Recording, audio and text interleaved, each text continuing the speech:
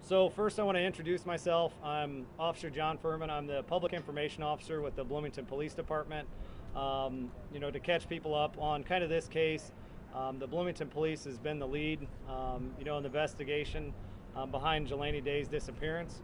The second thing I want to say and get out there, our thoughts and prayers are with Jelani's family, their friends, everyone that's involved in this. It's kind of touched the hearts of everybody in America. And I want to also tell people, especially on social media, things like that, make sure if your comments or anything like that are supportive and they're empathetic of what the family's going through. Personally, I don't know how I would be if I were in their shoes. So just remember to support them, be empathetic with them. They're going through a grieving process right now. So again, everybody try to, especially online, make sure that you're empathetic. So the next part, I'm just going to talk basically through this media release. Today, the LaSalle County Coroner's Office identified the male body that was found on September 4th as Jelani Day of Bloomington, Illinois. This was done through forensic dental identification and DNA testing and comparison. Currently, from LaSalle County Coroner's Office, the cause of death is unknown, pending further investigation and toxicology testing. For those who may not know all the information, Jelani Day was reported missing on August 25th, 2021 here in Bloomington. The family reported they had last spoken with him on the evening hours of Monday, August 23rd, 2021. Throughout part of the investigation, we learned that he was last seen on campus on August 24th. And then we learned some more information throughout the investigation that he was seen at Beyond Hello, a retail shop here in Bloomington. We released a lot of that information in hopes to solicit tips, on location. On August 26th, Jelani's vehicle was located in Peru, Illinois. Based on the findings of that vehicle, Peru Police Department, along with other agencies, including the state police, did a coordinated search in the area. We collected a lot of evidence from the vehicle, and we were using a lot of that, evidence to go through digital data. So, the investigation continued while we were combing through a lot of that data. We relied heavily on different agencies throughout the investigation. The Peru Police Department did a great job in helping with us, soliciting leads. They asked for a lot of camera footage. Throughout that part of the investigation, we got some more information that I can't specifically release, which led to a large-scale search coordinated by several different agencies and professional search agencies, which that was on September 4th when we located the body. So they started that search in the early morning of September 4th, and then located the body just a few hours later.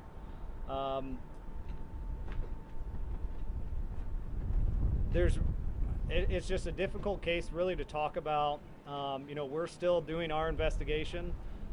We're not finished with it. I just talked to the detective. There's still things that we still need to do. Just because Jelani was identified and the body was located, that doesn't mean we're done. If anything, that helps us help the LaSalle County Sheriff's Office. They've got a death investigation. There's not a whole lot I can say on that. But that's where we're going to be, helping each other. That our detective's still working on the case, and LaSalle County Sheriff's Office is still working on the case, and there's still some pending results. The toxicology through the LaSalle County Coroner's Office. But really, it's going to be a team effort still. The investigation is still ongoing, and it hasn't stopped. And again, I just want to reiterate that everyone should be empathetic towards the Day family. Again, if I were in their shoes, I don't know how I would be in that grievance process, so just try to be respectful throughout it and support them. That's the kind of the overall aspect. I'll open up to questions if you just want to raise your hand. We'll get through as many as we can, or all of them. That works. Is his death now being investigated as a homicide, or is it still considered a death investigation? That's, I guess, a better question for LaSalle County. Right now, I mean, we don't want to put the cart before the horse kind of thing.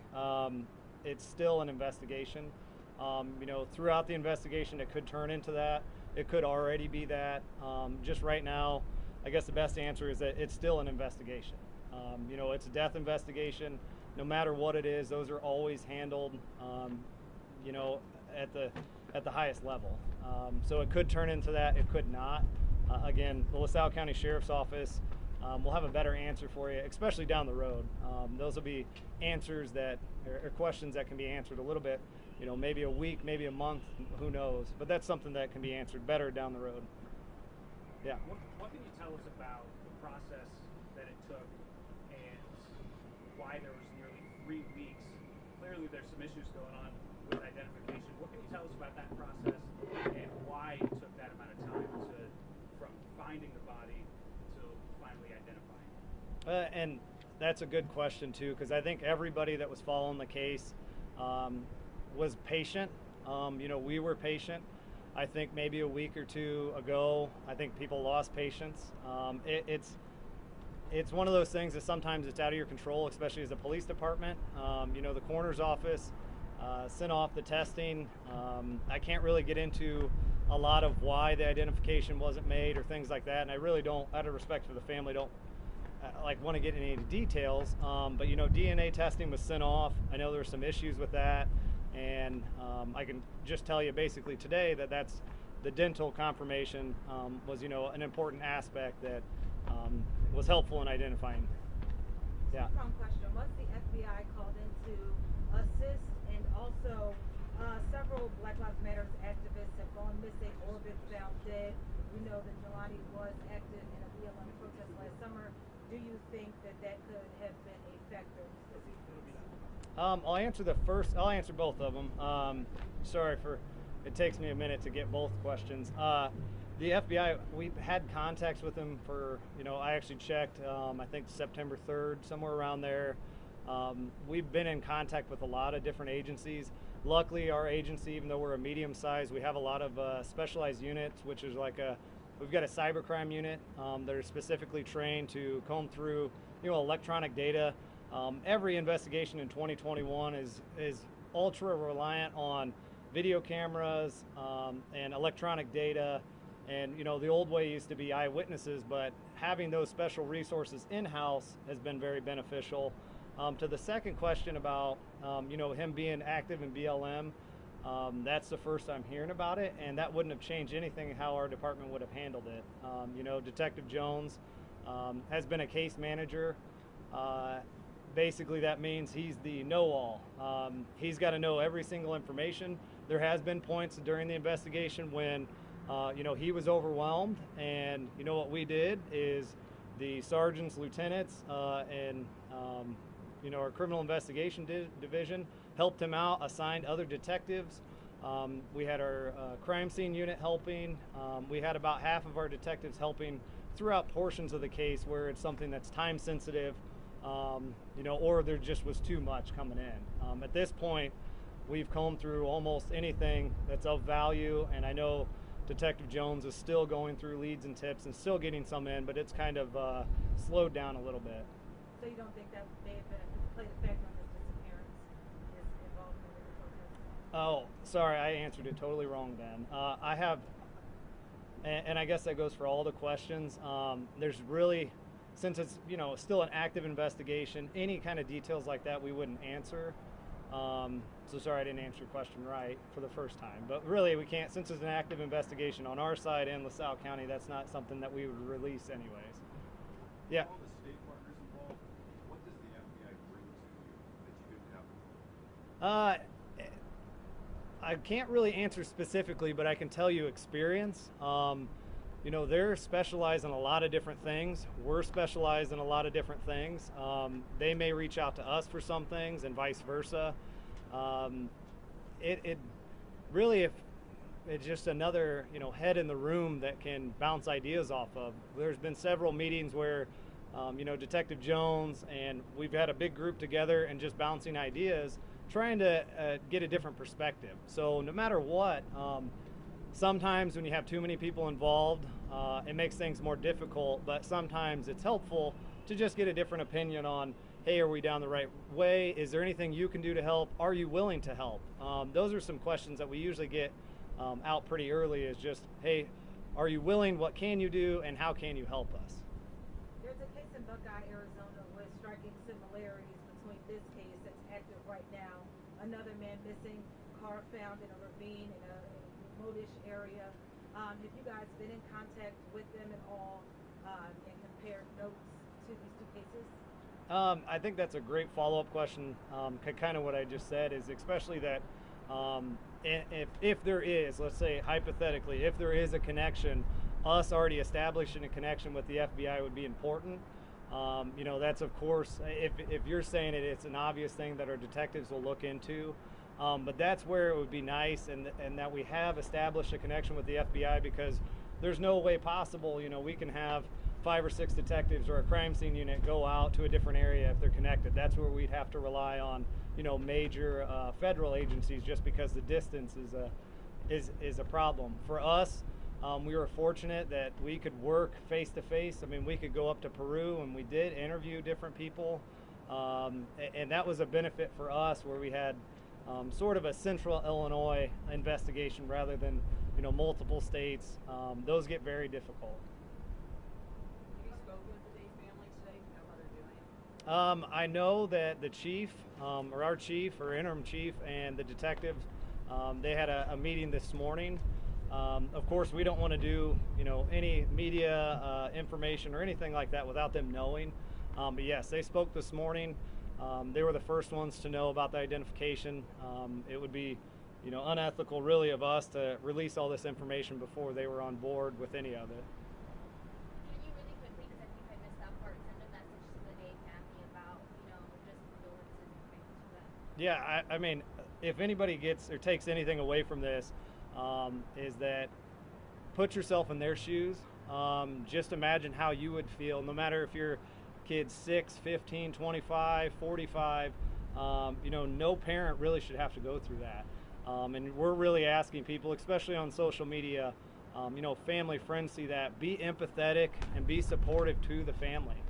You know, that's, and law enforcement, that's part of our job too. We do the investigation, but we also need to be supportive.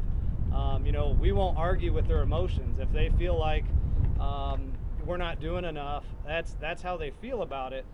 We can provide some facts on what we're doing, but I'm not going to tell, you know, their family, you know, how they should feel, because if I were in their shoes, I'd be exactly the same way.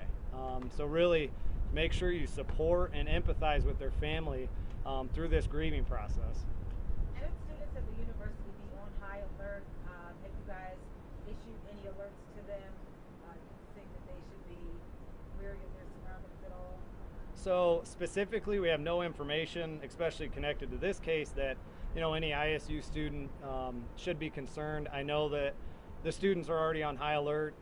Any local news media might know, I think 1 or 2 weeks ago, you know, there was a report.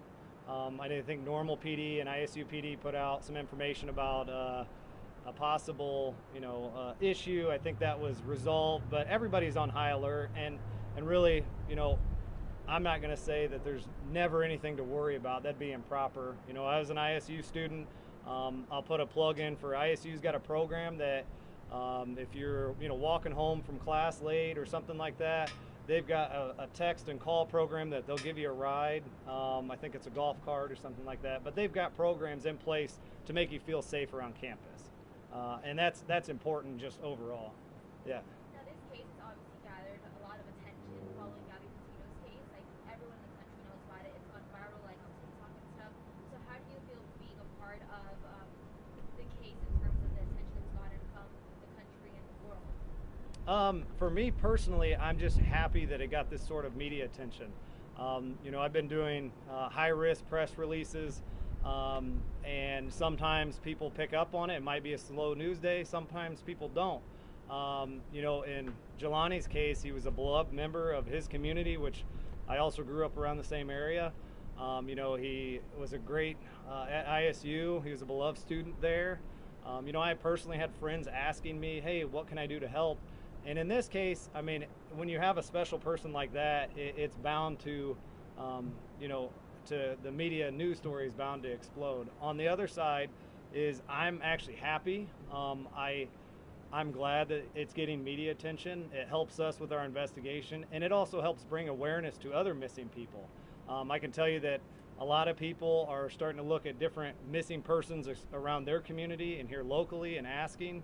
And you know, on our part is we probably need to do a better job on updating people, you know, quarterly of, hey, who's still missing? I mean, we've got missing people that have been gone for a few months, and we don't want them to fall through the cracks either. So it's actually impressive that it's gained this much attention, and it's great that we can hopefully continue this momentum to other missing or high-risk missing persons. We have a lot of missing people, but when we release it, it's a high-risk missing person, just like in Jelani's case. And it's important when the media takes off, we can have hundreds of thousands or millions of people help us rather than just, you know, 100 people or their family. I don't know if this was asked earlier. I don't recall it being asked. Do you have any idea why he was in Peru? If I knew, it wouldn't be something that I could probably release, but I really don't know. The detectives and LaSalle County Sheriff's Office may have, you know, some speculation, but there's really nothing specific I can release. It is still an active investigation, like I said before. There's not a lot of details I can release just because it's an active investigation. It is a death investigation. It could turn into more. It could be nothing else. But right at this time, we don't want to release any specific information, and I just can't answer that question. Yeah. We have video of police photos of Jelani at the marijuana dispensary. Is that a significant event? Did you meet someone there that you think's involved, or was that just the last time he was in front of the camera? Really, so trying to think of the best way. Throughout our digital evidence combing, that's one thing that we learned. We believed he was somewhere in that area. We checked a lot of different cameras, and when we checked that area, that's one location that we saw. So that was significant for us because the first thing we released was at ISU's campus, you know, where he was wearing a blue shirt. Then we had some additional information of, hey, this is actually, you know, what he was last seen. So that was important to us to release just in case somebody saw him. So maybe he stopped at a gas station on the way to Peru or wherever, and somebody saw, you know, a black male wearing that T-shirt. That was important to us, or saw that vehicle through a specific time. Small tips like that can help us in our investigation to kind of piece it together. With the car, was there anything messed up about it? Any kind of tampering? Any sort of, like, something obvious, like that may have caused him to be in distress while he was driving? Like a tire blowout? Something that would have caused him to stop? So, and really, I'll talk kind of what we've already released. To me, it's unusual the way his vehicle was. You know, it was off of a parking lot inside. It wasn't like deep into a woods, but it was off a parking lot. That's unusual, just in itself. So to answer the question, that itself was unusual. Any specific information that we have, there's not much I can release at this point. So just really to state the obvious, that's unusual. I mean, you've got to already, it's a suspicious or unusual circumstances why he was missing. And then that's also, you know, pretty suspicious or unusual. I've been a police officer 10 years. That's very unusual to just find a car like that. So that, I guess that's the best way I can answer your question without releasing any other information.